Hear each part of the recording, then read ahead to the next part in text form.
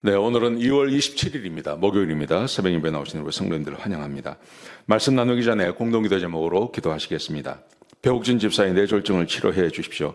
언어가 회복되고 오른쪽 팔다리에 힘이 생겨나도록 해 주십시오. 권하자 집사가 다시 걷도록 해 주십시오. 이승학 성도의 뇌종양 치료가 잘 되게 해 주십시오. 권현민 형제를 치료해 주십시오. 김에브라임 형제가 신장 이식을 속히 받도록 해 주십시오.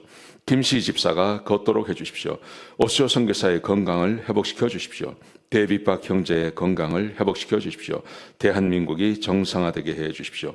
예수님의 이름으로 기도합니다. 아멘. 오늘 본문의 말씀은 요한복음 16장 16절에서 24절까지 말씀입니다.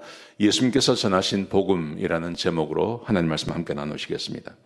오늘 16절부터 18절까지 말씀해 보시면 예수님께서 조금 있으면 내가 너희를 보지 못하게 했고 조금 있으면 내가 다시 너희를 보리라 이런 말씀을 하시니까 제자들이 이게 무슨 말인지 모르는 겁니다. 이 말씀은 예수님께서 죽으시고 부활하신다는 말씀이죠. 근데 제자들은 지금 이 말씀을 전혀 이해하지 못하는 겁니다. 그래서 예수님께서 그들에게 예수님의 죽음의 의미, 왜 죽으시는지, 그리고 예수님께서 부활하시면 그 다음에 이 세상에 어떤 일이 벌어지는지를 말씀하십니다. 이게 바로 복음이라고 할 수 있겠습니다. 예수님의 죽음과 부활을 이야기하시고 그로 인하여서 이 세상에 주어지는 것을 준다는 것은 이것은 복음을 말하는 것입니다. 예수님께서 전하시는 복음이라고 말씀드릴 수 있겠습니다. 자, 예수님께서 전하시는 복음, 자 보세요. 16장 19절에 보시면 내 말이 조금 있으면 나를 보지 못하겠고 조금 있으면 나를 보리라 함으로 너희가 서로 문의하느냐? 이게 무슨 말인지 모르겠느냐? 그러면서 설명하세요. 자, 이렇게 말씀하세요. 예수님의 죽음과 부활을 말씀하세요. 너희는 곡하고 너희는 애통하겠으나 세상은 기뻐하리라. 그렇죠? 예수님께서 십자가에 못 박히실 때 그때 막 사람들은 애통해하지 않습니까? 제자들은요. 근데 세상은 기뻐하죠. 로마 사람들, 유대인들 이런 사람들은 막 기뻐하지 않습니까? 자, 그런데 너희는 근심하겠으나 너희 근심이 도로 기쁨이 되리라. 왜요? 3일만 지나면 예수님께서 부활하시니까요. 예수님께서 제자들이 근심하는 중에 예수님께서 죽으십니다. 그리고 3일 만에 부활하십니다. 아니, 부활하실 것을 왜 죽습니까?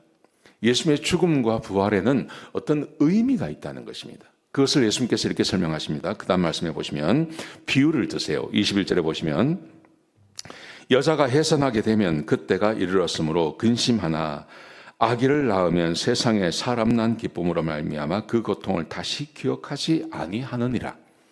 예수님께서 자기의 죽음을 그리고 고통을 여인이 아이를 낳는 해산의 고통과 비교하고 있는 것입니다. 그러면서 고통스러워하는 것은 그 고통은 의미 없는 고통이 아니라 의미가 있는 거죠.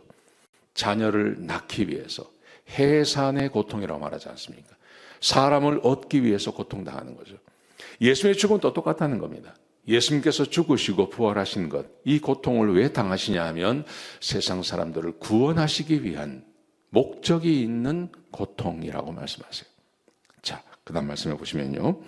이렇게 말씀하십니다. 그래서 지금은 너희가 22절에 보시면요. 지금은 너희가 근심하나 내가 다시 너희를 보리니 너희 마음이 기쁠 것이요 너희 기쁨을 빼앗을 자가 없으리라. 예수님께서 한번 죽으시고 부활하신 다음에 그 기쁨을 빼앗을 자가 없다. 제자들은 예수님께서 육체적으로 가버리십니다. 천당으로 가버리시죠. 그래서 두 번째 예수님을 잃어버리는 그 고통을 당하는 것 같아요. 그런데 왜 예수님께서 너희 기쁨을 빼앗을 자가 없다고 말씀하시냐면 성령님이 오시는 거예요.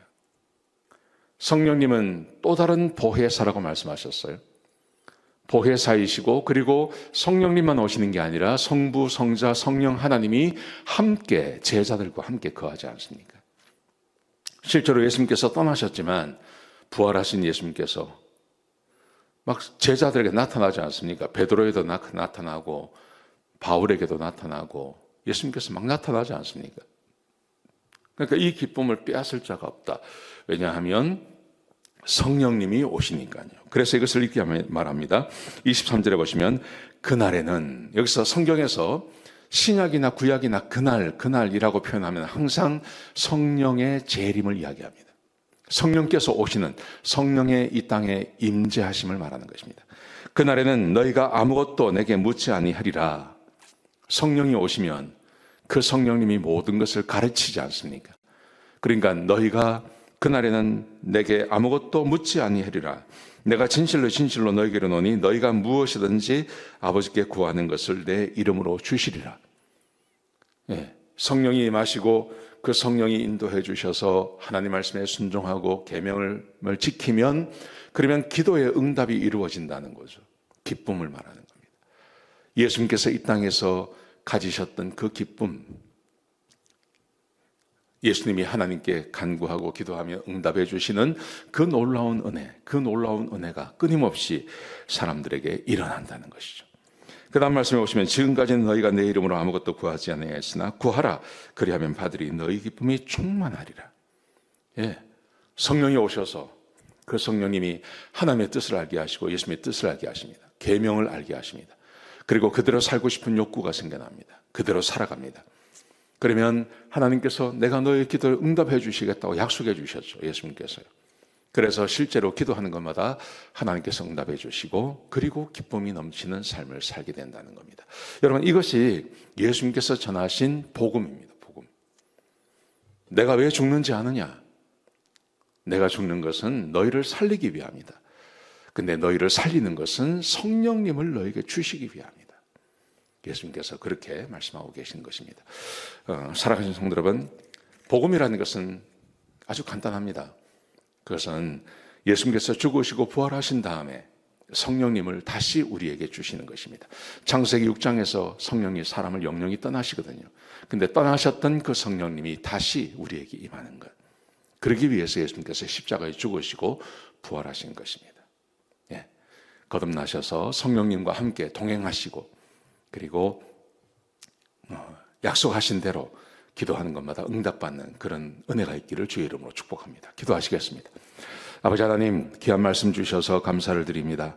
우리 사랑하는 성도님들 다 거듭나게 하시고 한 사람도 거듭남에서 제외되는 사람이 없게 하시고 거듭난 사람이라면 하나님의 말씀에 순종함으로 기도하는 것마다 응답받게 하여 주옵소서.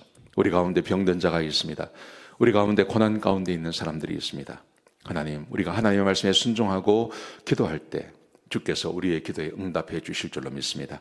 어떤 질병이든지 고쳐주시고 새롭게 하실 줄로 믿습니다. 그런 은혜가 우리 가운데 있게 하여 주옵소서. 감사합니다. 예수님의 귀하신 이름으로 간절히 기도드렸습니다. 아멘.